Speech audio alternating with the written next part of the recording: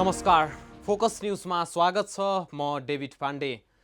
प्रतिनिधि सभा पुनर्स्थापित हुँदा जस्तो आशा राजनीतिक दलहरूमा पलाएको थियो त्यो सेलाउँदै गयो र अहिले सेलायो पनि।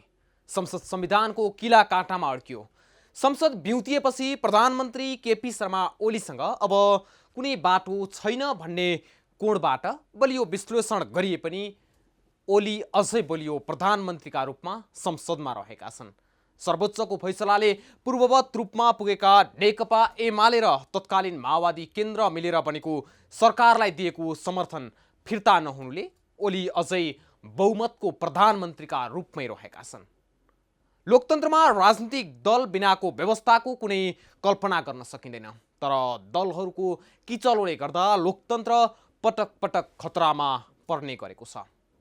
जनताको आवाज सरकार समक्ष पुर्याउने एउटा सबैभन्दा उचित थलो हो प्रतिनिधि सभा, जहाँ जनताबाट निर्वाचित जनप्रतिनिधिले जनताको समस्यालाई उठाउने गर्छन्। भलै ती दृश्य नदेखिएको लामै समय भइसकेको छ। त्यही संसदबाट नै कानुन बन्छ र कार्यान्वयनमा पनि जान्छ। तर त्यही संसदलाई अहिले दलहरूले कठपुतली झैँ खेलाइरहेका छन्, जसले गर्दा पुनर्स्थापित संसदको तेस्रो बैठकसम्मै केवल शोक प्रस्ताव मात्रै पारित गर्नकै लागि मात्र बिउताइएको हो कि भन्ने भान परिरहेको छ। आजको फोकस न्यूज संसद पुनर्स्थापनापछि अनिर्णयको बन्दी बनेको संघीय संसदमा केन्द्रित रहनेछ।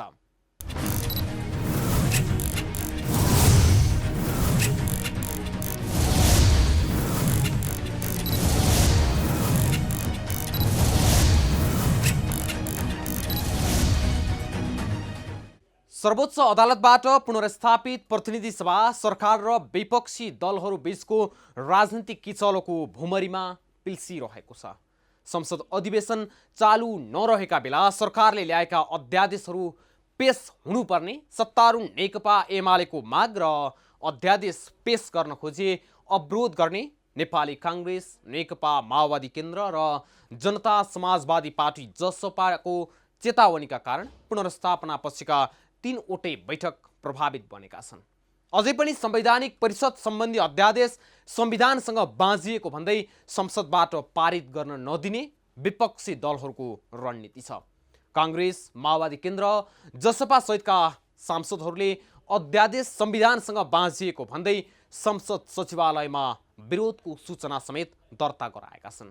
सरकारले प्रतिनिधि सभामा 8वटा अध्यादेश पेश गर्न खोजेको छ, तर ती अध्यादेशलाई अन्य दलले टेबल हुन नदिँदा संसद नै झन बढी अन्यलतातिर धकेलिएको छ।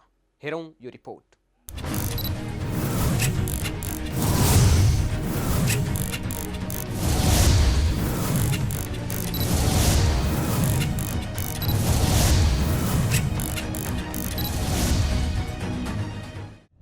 सर्वोच्च अदालतले पुस 5 गतेको प्रधानमन्त्रीको संसद विघटन गर्ने निर्णयलाई फागुन 11 गते बदर गरिदियो र फैसलाको 13 दिनभित्र संसद बैठक आह्वान गर्न आदेश दियो। सोही अनुसार प्रधानमन्त्रीको सिफारिसमा फागुन 23 गते राष्ट्रपतिले संसदको हिउँदे अधिवेशन आह्वान गरिन्। त्यसयता प्रतिनिधि सभाका 3वटा बैठक बसे। फागुन 23 गतेको पहिलो बैठक संवैधानिक परिषद सम्बन्धी अध्यादेश फिर्ताको माग गर्दै प्रमुख प्रतिपक्षी दल नेपाली काङ्ग्रेसले अवरोध गर्यो। त्यसपछि फागुन 26 र चैत 3 गते पछिका 2वटा बैठक सांसदहरूको निधनमा शोक प्रस्ताव पारित गर्नमै सीमित भए। चौथो बैठक चैत 6 गते शुक्रबार बस्दैछ। यो बैठकको एजेन्डा के हुने हो भन्ने संघीय संसद सचिवालयलाई अहिलेसम्म थाहा छैन। त्यसो त प्रतिनिधि सभा एजेन्डा विहीन भएको भने होइन, बरु दलहरू र सरकार तयार नहुँदा विगतका अभ्यास समेत लत्याइएका छन्। जनताका प्रतिनिधिहरूले विशेष र शून्य समयको सदुपयोग गर्न पाएका छैनन्। प्रधानमन्त्री र मन्त्रीहरूसँग सांसदहरूले प्रश्नोत्तर गर्ने कार्यक्रमदेखि विभिन्न प्रस्तावहरू प्रतिनिधि सभामा छन्। अधिवेशन सुरु भएको दिन दलका नेताहरूले अधिवेशन सुरु भएकोमा शुभकामना दिएर आफ्ना धारणा राख्ने अभ्यास विगतमा थियो। यसपटक दलका नेताहरूले बोल्न पाएका छैनन्। केही विधेयकहरू संसदीय समितिबाट पारित भएर हाउसमा पेश हुन ठिक्क परेर बसेका छन्। कतिपय विधेयकहरू प्रतिनिधि सभाले पास गर्दा मात्रै पनि कानुन बन्ने अवस्थामा छन्। संसदको राज्य व्यवस्था तथा सुशासन समितिबाट 2077 असार 7 गते पारित भएको नेपाल नागरिकता ऐन संशोधन विधेयक र 2077 असार 15 गते पारित संघीय निजामती सेवाको गठन, सञ्चालन र सेवाका शर्त सम्बन्धी विधेयक हाउसमा पेश हुन बाँकी छन्। संसदको विकास तथा प्रविधि समितिले 2076 पुस 13 गते पारित गरेको सूचना प्रविधिको सम्बन्धमा व्यवस्था गर्न बनेको विधेयक पनि हाउसमा टेबल हुन सकेको छैन। बिरुवा संरक्षण ऐनलाई संशोधन गर्न बनेको विधेयक प्रतिनिधि सभाबाट पारित हुँदा मात्रै कानुन बन्ने अवस्थामा छ। प्रतिनिधि सभामा उत्पत्ति भएको यो विधेयक प्रतिनिधि सभाबाट पारित भएर राष्ट्रिय सभामा गएर राष्ट्रिय सभाबाट पनि पारित भई प्रतिनिधि सभामै फर्किएको छ। अब प्रतिनिधि सभाले राष्ट्रिय सभाले गरेको संशोधन स्वीकार गरेर प्रमाणीकरणका लागि राष्ट्रपति कहाँ पठाउन सक्छ। यसो गर्दा यो विधेयक तत्काल कानुन बनेर कार्यान्वयनमा जान्छ। यस्ता अन्य विधेयकहरू पनि छन्। संसद सचिवालयका अनुसार प्रतिनिधि सभामा हाल 36 वटा विधेयक विचाराधीन छन्। सरकारसँग समन्वय गरेर संसदले ती विधेयकहरू अघि बढाउन सक्छ। मंगलबार मात्रै 3 वटा प्रस्तावहरू प्रतिनिधि सभामा दर्ता भएका छन्। नेपाली कांग्रेसका सांसदहरूले बेरोजगारलाई रोजगारी दिने सरकारी योजना माग्दै संसदमा जरुरी महत्त्वको प्रस्ताव दर्ता गरेका छन्। कांग्रेसकै सांसदहरूले घरेलु हिंसा विरुद्ध विभिन्न कानुनी व्यवस्थाको माग गर्दै संकल्प प्रस्ताव दर्ता गरेका छन्। महिला तथा बालबालिकामाथि हुने बलात्कारका घटना रोक्न टोलटोलमा निगरानी समूह गठन गर्न आवश्यक भएको भन्दै ध्यानाकर्षण प्रस्ताव दर्ता गरिएको छ।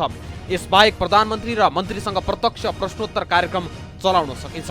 प्रतिनिधि सभा सञ्चालन नियमावली 2075 को परिच्छेद 8 र 9 मा मन्त्रीहरू र प्रधानमन्त्रीसँग सांसदहरूको प्रश्नोत्तर कार्यक्रम सञ्चालन गर्न सकिने प्रावधान छ। सभामुखले अन्यथा आदेश दिएमा बाहेक प्रत्येक दिनको पहिलो बैठकको 1 घण्टा प्रश्नोत्तरको लागि निर्धारण गर्ने नियमावलीमा उल्लेख छ।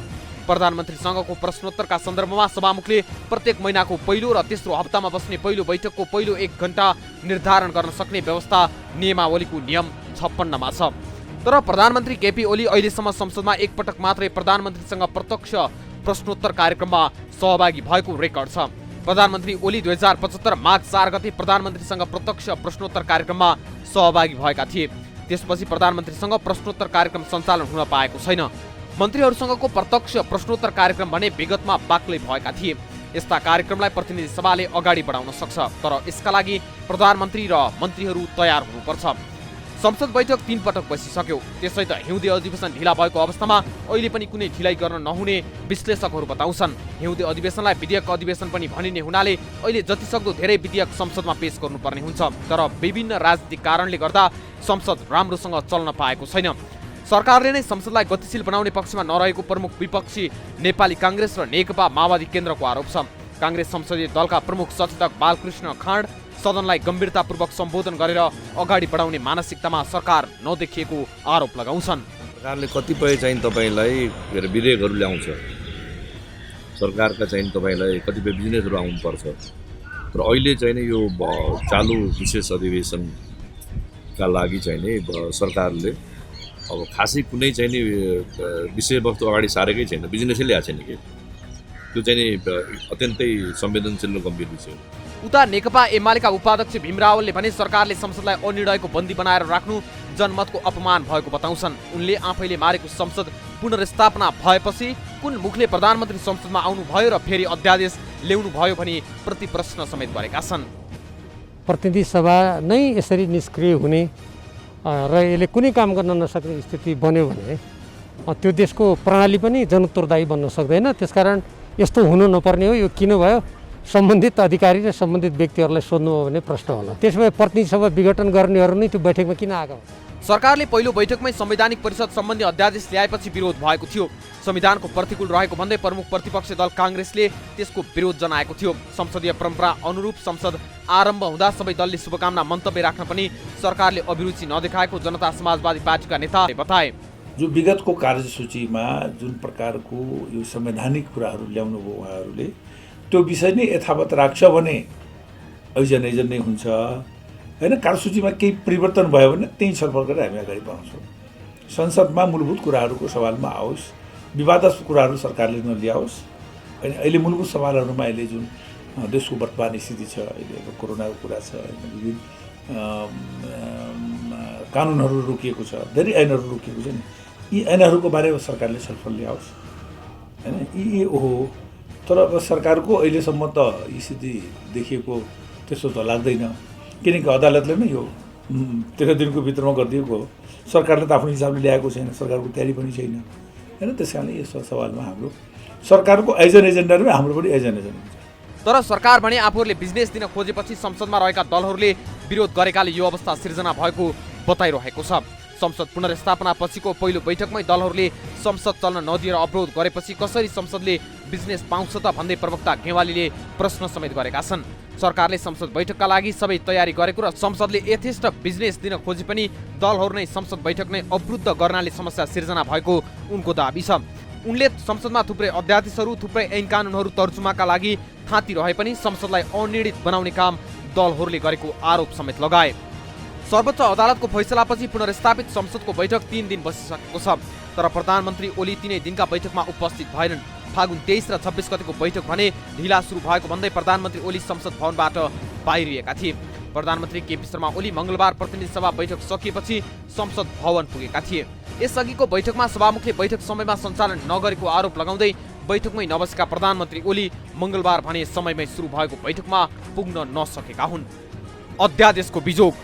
प्रधानमन्त्री ओली भने प्रतिनिधि सभा अगाडि नबढ्नुको दोष सभामुख अग्निप्रसाद सापकोटालाई दिइरहेका छन् र संसदबाटै प्रतिनिधि सभा विघटनको औचित्य पुष्टि हुने अवस्था बनेको टिप्पणी गरिरहेका छन्। मंगलबार बालुवाटारमा आफैले आयोजना गरेको जलपान कार्यक्रमलाई सम्बोधन गर्दै उनले मुद्दा लडेर फिर्ता ल्याएको संसद पहिलो दिनदेखि आफै बहिष्कार गर्ने आफैले चल्न नदिने स्थिति बनेको भनेर अन्य दललाई बताएका थिए। प्रधानमन्त्री ओलीले भने जस्तै सर्वोच्च अदालतबाट पुनर्स्थापित संसदको पहिलो बैठक अवरुद्ध हुन पुगेको थियो। संवैधानिक परिषद सम्बन्धी अध्यादेश फिर्ता लिन माग गर्दै प्रमुख प्रतिपक्ष नेपाली कांग्रेसले गरेको अवरोधका कारण 10 मिनटलाई स्थगित भएको प्रतिनिधि सभा बैठक सूचना टाँसेर 26 गतेसम्म स्थगित हुन पुगेको थियो। सर्वोच्च अदालतबाट पुनर्स्थापित भएपछि बसेको प्रतिनिधि सभाको पहिलो बैठक फागुन 23 गते सरकारले ल्याएका विभिन्न 8वटा अध्यादेश पेश गर्ने कार्यसूची थियो, तर संवैधानिक परिषद सम्बन्धी अध्यादेश बाहेक अन्य 7वटा अध्यादेश पेश हुन सकेका छैनन्। तर अब दलका नेताहरूलाई बोल्न दिने लगायतका कार्यसूची तय गरेर अगाडि बढ्ने मुडमा सभामुख अग्नि सापकोटा रहेका छन्, तर उनी कसरी अगाडि बढ्छन् त्यो भने शुक्रबारको कार्यसूचीले प्रश्न पार्ला।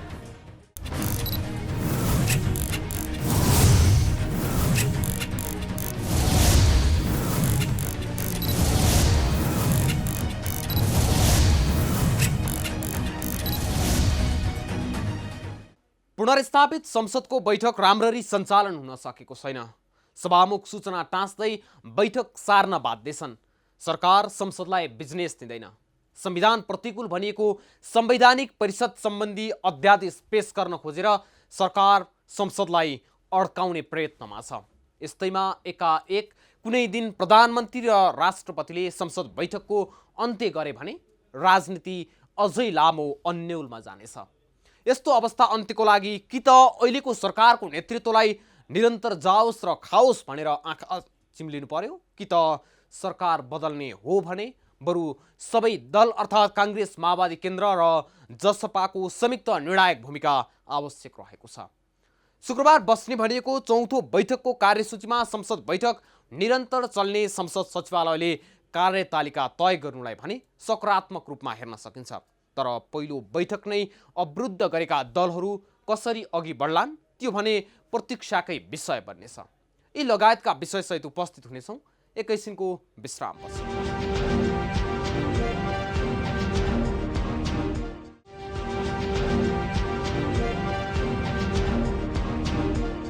विश्रामपछि स्वागत छ।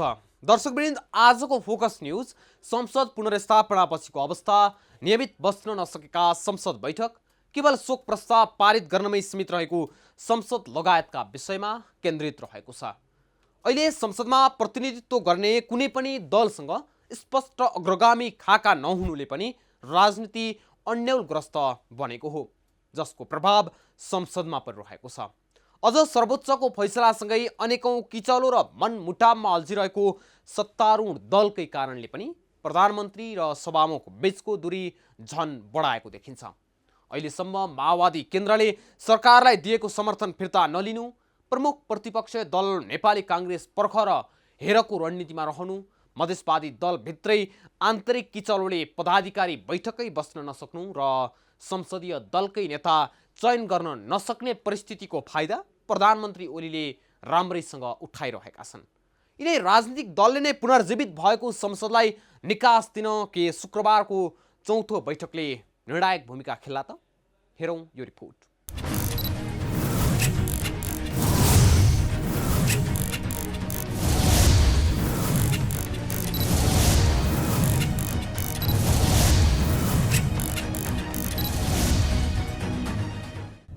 सभामुख अग्नि सापकोटा र सत्तारूढ नेकपा एमाले बीच बढेको दूरीले सरकारले ल्याएका 8 अध्यादेश अल्पत्र परेका छन्। संविधानको धारा 114मा सरकारले ल्याएको अध्यादेश संसदको अधिवेशन सुरु भएको पहिलो बैठकमा प्रस्तुत गर्नुपर्ने बाध्यात्मक व्यवस्था रहेको छ। सर्वोच्च अदालतको फैसलापछि फागुन 23 गते संसद पुनर्स्थापना भए पनि कुनै पनि बिजनेस अहिलेसम्म गर्न सकेको छैन। संसदको पहिलो बैठकमा नेपाली कांग्रेसको नाराबाजीका बीच एउटा मात्र अध्यादेश मात्रै प्रस्तुत भएको थियो। संवैधानिक परिषद सम्बन्धी अध्यादेश कानुन मन्त्री लीलानाथ श्रेष्ठले नेपाली कांग्रेसको रोस्टम घेराउका बीच प्रस्तुत गरेका थिए। लगत्तै सभामुख सापकोटाले बैठक स्थगित गरेका थिए। उक्त दिनको कार्यसूचीमा गृहमन्त्री रामबहादुर थापाले नेपाल प्रहरी र प्रदेश प्रहरीको कार्य सञ्चालन सम्बन्धी पहिलो संशोधन अध्यादेश, सामाजिक सुरक्षा पहिलो संशोधन अध्यादेश र तेजाब तथा अन्य घातक रासायनिक पदार्थ नियमन अध्यादेश पेश गर्ने उल्लेख थियो। त्यस्तै स्वास्थ्य मन्त्री हृदय त्रिपाठीले औषधि तेस्रो संशोधन अध्यादेश प्रस्तुत गर्नुपर्ने थियो भने कानुन मन्त्रीले फौजदारी कसुर तथा फौजदारी कार्यविधि सम्बन्धी ऐनलाई संशोधन गर्ने अध्यादेश, यौन हिंसा विरुद्धको केही ऐनलाई संशोधन गर्ने अध्यादेश र बेपत्ता पारिएका व्यक्तिको छानबिन, सत्य निरूपण तथा मेलमिलाप आयोग सम्बन्धी अध्यादेश पेश गर्ने तय थियो। नेकपा माओवादी केन्द्र र एमालेको माधव नेपाल पक्षका सांसदहरूले पहिलो दिनको बैठक बहिष्कार गरेका थिए भने कांग्रेस र जसपाले अवरोध गरेका थिए। पहिलो बैठकमा पेश गर्नुपर्ने अध्यादेश पेश नभएपछि 3-3वटा बैठक बसिसक्दा समेत संसद कसरी अगाडि बढ्ने भन्नेमा अन्यल कायमै छ। सत्तारूढ नेकपा एमाले सभामुखले समन्वय गर्न नसकेका कारण समस्या आएको बताउँदै आएको छ। संविधानले अध्यादेश पहिलो बैठकमा ल्याउनुपर्छ भनेको छ। अध्यादेश अगाडि बढाउने विषयमा सरकार नै गम्भीर नभएको टिप्पणी पनि भइरहेको छ। यता सरकार नै अध्यादेश ल्याउने विषयमा गम्भीर नभएको स्पष्ट हुन्छ। सरकारका प्रवक्ता समेत रहेका प्रदीप गेवालीले संसदमा टेबुलै हुन नदिने भनेपछि अध्यादेश ल्याएर के अर्थ भन्दै बन्सिए।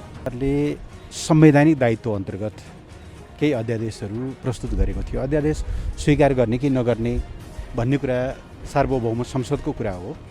तर संविधानले प्रष्ट रूपमा उल्लेख गरेको पहिलो दिनको बैठकमा अध्यादेश प्रस्तुत गर्नुपर्ने विषयलाई समेत जुन ढङ्गले चाहिँ अवज्ञा गर्ने काम, त्यसलाई उपेक्षा गर्ने काम भयो र अब दिवंगत हुनुभएका मान्यजीहरूको श्रद्धाञ्जलीका समेत 3टा बैठक कुर्नुपर्ने अवस्था भयो। यसमा सरकारको के भूमिका हुन्छ र यो प्रश्न चाहिँ सभामुखलाई सोध्नुभयो भने जानकारी हुन्छ जस्तो लाग्छ। सदन सुचारू ढङ्गले अगाडि लगाउने भने सरकारसँग त तमाम बिजनेसहरूसँग बिजनेस दिन तयार छ। संविधानले संसदमा पेश नभई अध्यादेश निष्क्रिय हुने व्यवस्था गरेको छ। सर्वोच्च अदालतले नेकपा एमाले र नेकपा माओवादी ब्युताउने फैसला अघि तत्कालीन नेकपाको संसदीय दलको हैसियतमा केपी शर्मा ओलीले देव गुरुङलाई हटाएर भट्टराईलाई प्रमुख सचेतक बनाएका थिए। तर सभामुख सापकोटाले भट्टराईसँग सुरुवातमा भेट गर्न समेत मानेका थिएनन्। सभामुख सापकोटा माओवादी केन्द्रबाट सांसद बनेका हुन् भने उनी प्रचण्ड निकट मानिन्छन्। प्रधानमन्त्री केपी शर्मा ओलीले डाकेको संवैधानिक परिषदको बैठकमा सापकोटा सहभागी नभएपछि उनको प्रधानमन्त्री ओलीसँग पनि सम्बन्ध राम्रो छैन। प्रधानमन्त्री ओलीले पछिल्ला 2वटा बैठक सभामुखले समयमा सुरुवात नगरेको भन्दै छाडेर हिँडेका छन्। त्यसो त एमालेकै केही सांसदहरूले भने प्रधानमन्त्री ओली आफ्नै पार्टीको बहालवाला सांसदलाई श्रद्धाञ्जली दिने बैठकमा समेत केही मिनटका लागि नबसेकोमा आश्चर्य व्यक्त गरेका छन्। सरकारको तर्फबाट सार्वजनिक भएका अध्यादेशहरू आपत्तिजनक र खेदजनक भएको भन्दै नेपाली कांग्रेसले तत्काल फिर्ता लिन माग गरेको हो।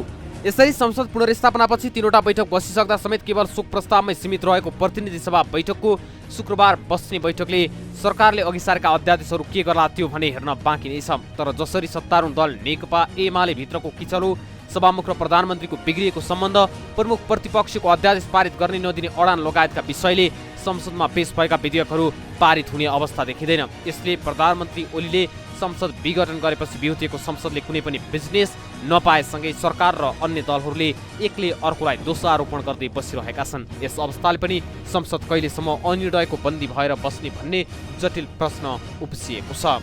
यद्यपि शुक्रबार फागुन 6 गते प्रतिनिधि सभाको बैठक बस्दैछ। पुनर्स्थापनापछि 4थो पटक बैठक बस्न लागेको हो। यसअघिका 3वटा बैठक खासै प्रभावकारी नभए पनि भोलिको बैठक भने सहजै सञ्चालन हुने संसद सचिवालयले जनाएको छ। यसअघि बैठकका कार्यसूचीमा दलहरूबीच विवाद भए पनि भोलिका लागि सहमति भएको दाबी गरिएको छ। दिउँसो 1 बजेका लागि तय भएको बैठकमा प्रधानमन्त्री केपी शर्मा ओलीले 2वटा वार्षिक प्रतिवेदन पेश गर्ने कार्यसूची छ। संसद पुनर्स्थापनापछि 3 पटकसम्म संसद बैठक बसे पनि संसद सुचारू हुन सकेको थिएन। संसदमा केवल शोक प्रस्ताव पारित गर्न बाहेक कुनै काम हुन सकेको थिएन। तर फागुन 6 गते बस्ने संसदको 4थो बैठक भने सहज रूपमा अघि बढ्ने संसद सचिवालयले जनाएको छ। शुक्रबारको बैठकमा प्रधानमन्त्री केपी शर्मा ओलीले लोकसेवा आयोगको 61औं वार्षिक प्रतिवेदन र राष्ट्रिय मानव अधिकार आयोगको प्रतिवेदन पेश गर्ने कार्यसूची तय गरिएको छ। यस्तै बैठकमा राष्ट्रिय सभाका पूर्व सदस्य एवं संविधान सभा सदस्य अशोक कोइरालाको यही चैत्र 4 गते भएको निधनमा शोक प्रस्ताव पेश हुने कार्यसूची राखिएको छ।